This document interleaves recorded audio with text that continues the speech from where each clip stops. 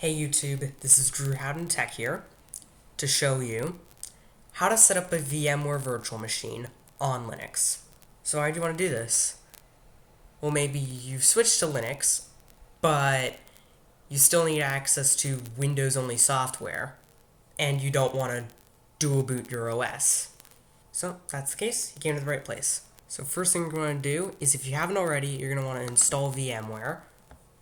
Go into the VMware Workstation Player download page. That's what we're using. I'll have this link in the description. If you already have VMware installed, you can skip to the timestamp I have in the description. Okay.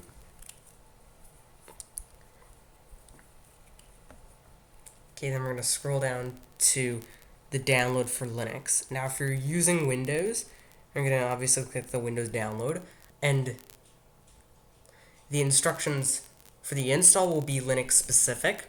So if you're using Windows, you are going to have to do the install on your own. So if you're using Windows, then skip to the timestamp I have in the description. But anyway, you're going to click download now, and then you're going to save the file. I'll already have it downloaded. Just save time. I get it right in my downloads folder, right here. Okay. So once that's done, you're going to close out of your browser. Then you're going to open up Terminal and type cd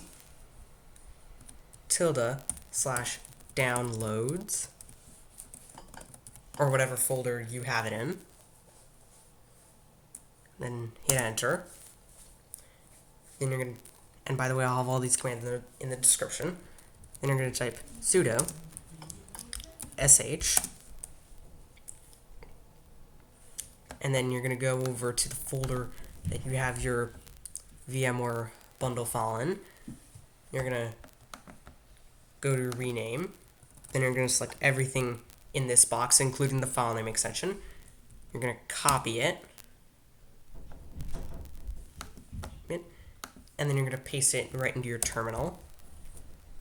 Okay, then hit enter. Enter your password. Then hit enter. It's going to go through and start the VMware installer. Okay, so now it's installing VMware. So now this will take a while, so I'll speed this up.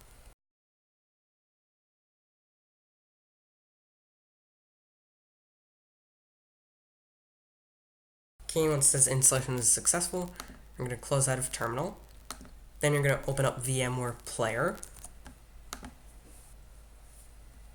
Okay. Then you're going to click I accept the terms in the license agreement. Then you're going to click next. Then you're going to select I accept the terms in the license agreement again, and then click next. And then for the CIP thing, you're going to click no for privacy reasons. Then you're going to click finish. Then you're going to enter your password. There you go. Now you have VMware opened up. Now let's set up a virtual machine.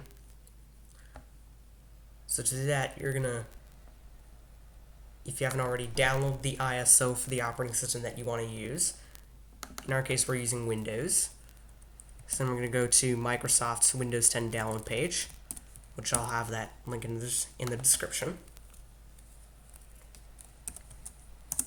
Okay. And then if you're using Windows, then it'll give you a download for the media creation tool. So then you're going to have to download that and then run it, then select to download the ISO file. But anyway, if you're on Linux like me, then you're just going to select the edition. As of right now, the Windows 10 November 2019 update is the latest version. We're going to click on that, then we're going to click confirm. Select product language. I'm using English. Then we're going to click confirm. Okay, then we're going to go to the 64-bit download. Okay, then you're going to click OK. I'm going to hit cancel because I already downloaded the file. I've already got it in my VMware folder. As you can see, I already set up a couple VMs. but we're going to set up a new one. Okay, so then you're going to go into VMware. Then you're going to click on Create a New Virtual Machine. Then you're going to use your ISO file and click on Browse and then select the ISO file. My ISO file is already selected for me, but you're going to click Next. And then you're going to click on Windows 10 Home or whichever version you want. I'm actually going to use Windows 10 Pro. And then if you have a Windows product key, then you can enter it here, but I don't have one. So I'm just going to enter the password that I want to use.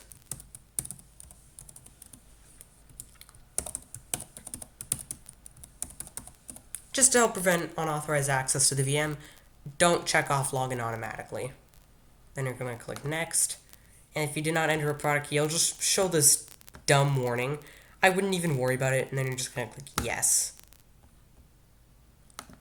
So then just call the VM what you want. I'm going to call it YouTube, since this is just for the purposes of making this video.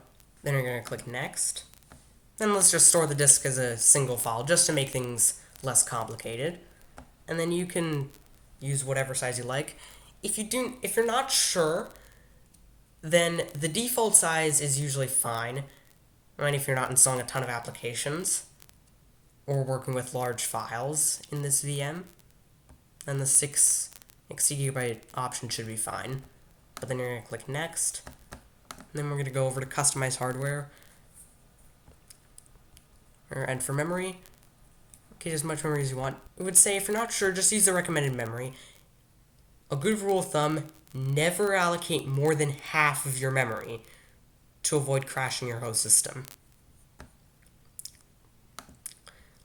And then you can allocate as many cores as you want. If you're not sure how much you'll need, just use the default.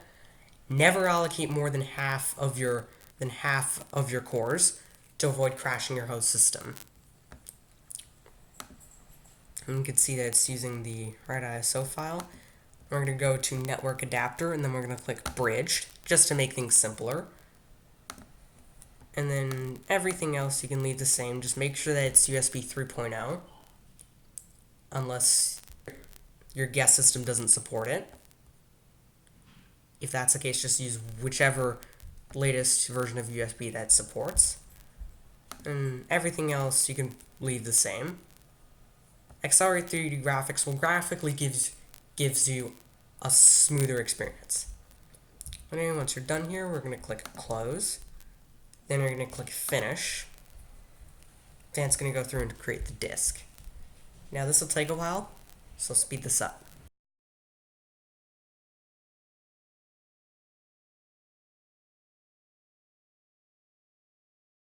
Okay, then we're just going to close out of all these notifications. Okay, if it prompts you with this, just click Download and Install. So now this will take a while, so I'll speed this up.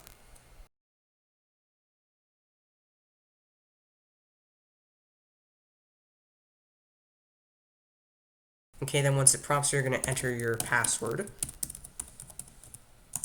Okay, then if you click anywhere in your VM, then your mouse will be captured in the VM, meaning that the VM takes over your keyboard and mouse.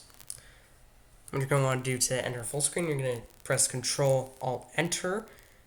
That means pressing the Control and Alt keys while you press and release Enter. By the way, if you want to give mouse control back to your host system, then you press Control-Alt. That means press and hold the Control key while you press and release Alt.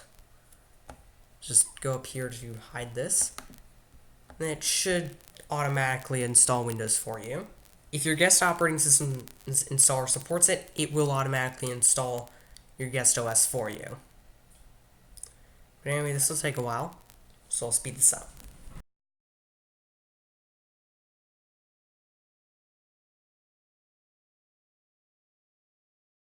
Okay, then once you're at the desktop, you're just going to close out of this Microsoft Edge window. Okay, so now once Windows finishes installing, it should automatically install VMware tools. But anyway, you're going to go to Settings, System, and then under Display Resolution, you're going to set this to your native resolution. Mine is your display's native resolution. Mine is 1366 by 768. I know, I have a crappy resolution. Keep changes. There you go. You've successfully set up a VMware virtual machine. So thanks for watching. If you liked this video, found it was helpful, hit the like button, share this video with your friends, subscribe to the channel, and leave a comment.